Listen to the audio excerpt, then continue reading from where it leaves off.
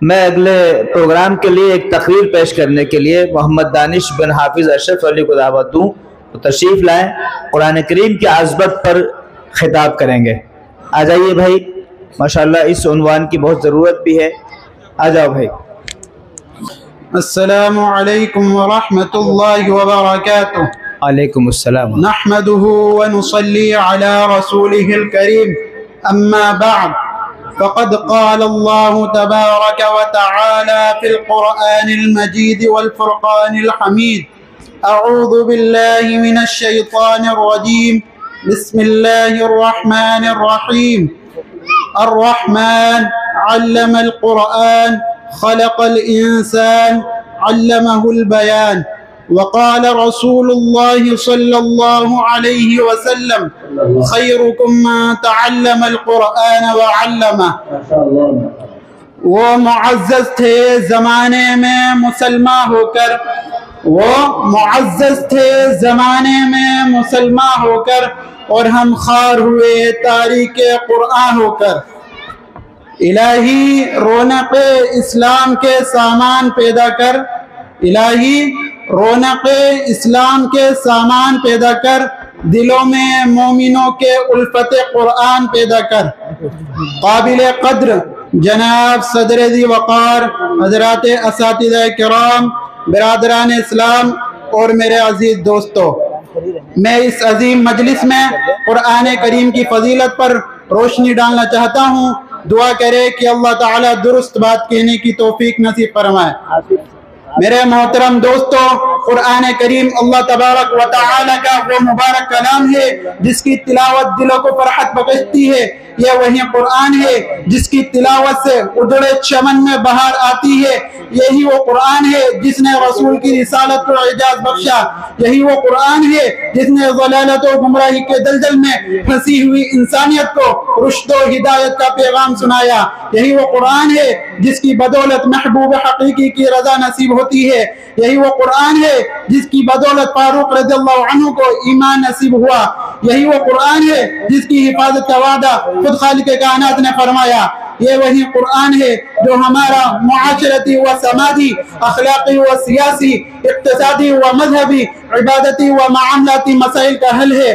قرآن کریم میں ہے تبیانا لکل شیء، اللہ تعالی نے دین کے متعلق ہر چیز کو واضح طور پر بیان کر دیا ہے۔ میرے محترم دوستو، اس کو دیکھنا بھی عبادت، اس کا پڑھنا بھی عبادت، اس کا یاد کرنا بھی عبادت، اس کا سمجھنا بھی عبادت، اس کا سمجھانا بھی عبادت، اور اس پر عمل کرنا دنیا کی سب سے بڑی عبادت ہے۔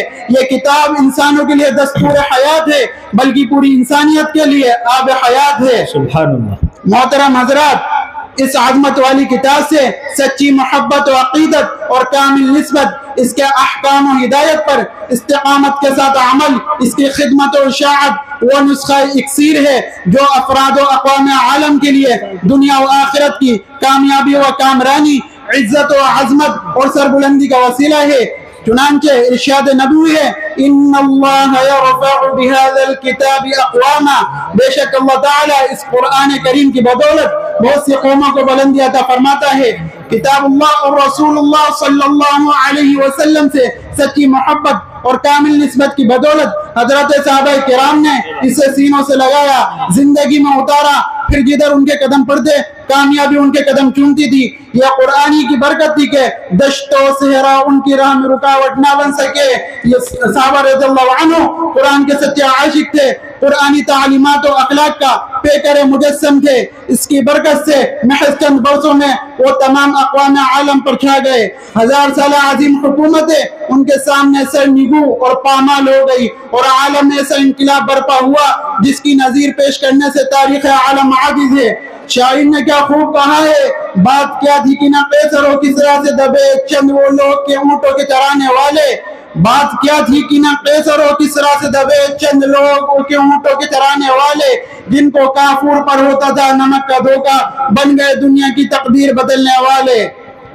برادران اسلام، قرآن کریم کی حفاظت کا وعدہ اللہ تعالی نے خود لیا. ارشاد ربانی ہے انا نحن نزلنا الذکر وانا له لحافظون کہ ہم ہی نے قرآن کو نازل کیا اور ہم ہی اس کی حفاظت کریں گے. چنانچہ اللہ تعالی نے حفظ قرآن کا ایسا جامع اور مکمل انتظام فرمایا کہ حفاظ کرام نے اس کے الفاظ کی حفاظت فرمائی. قرآن حضرات نے لب و لہجوں کو محفوظ کیا. مفسرین اور مجتہدین نے اس کے معنی و مطالب کو صحیح طور پر پیش کیا. غرض یہ ہے کہ ہر زمانے کے ہر فن کے ماہرین نے اپنے اپنے اعتبار سے قرآن کریم کی حفاظت فرمائی اور ایسی حفاظت کے قیامت تک ذرہ برابر بھی تحریل و ترمیم کا تصور بھی ناممکن ہے. لا یأتیہ الباطل من بین یدیہ ولا من خلفہ تنزیل من حکیم حمید. ایسا کلام ہے جس میں کسی بھی قسم کا جھوٹ داخل نہیں ہو سکتا. سورج بے نور ہو سکتا ہے, ستارے ٹوٹ سکتے ہیں, زمین پھٹ سکتی ہے, لیکن اللہ کا کلام بدل نہیں سکتا. اے قول محمد, قول خدا فرمان نہ بدلا جائے گا. اے قول محمد, قول خدا فرمان نہ بدلا جائے گا. بدلے گا زمانہ لاکھ مگر قرآن نہ بدلا جائے گا. بہت خوب. لیکن دوستو آج ہمارے گھروں میں قرآن کریم تو ہے مگر ہمیں پڑھنے کی توفیق نہیں. آج ہمیں اور ہماری اولاد کو قرآن کریم سے اتنا بھی تعلق نہیں جتنا انگریزی اور اردو اخبار سے تعلق ہوتا ہے. ہمارا کافرین نے قرآن کریم کو سینے سے لگایا اور اس کے ہر حکم کو پورا کیا. وہ اللہ کے ہو گئے اور اللہ ان کا ہو گیا. آج قرآن کریم رنگ برنگ غلافوں میں تو ہے مگر ہمارے ہاتھوں میں نہیں, زبانوں پر نہیں, دلوں میں نہیں.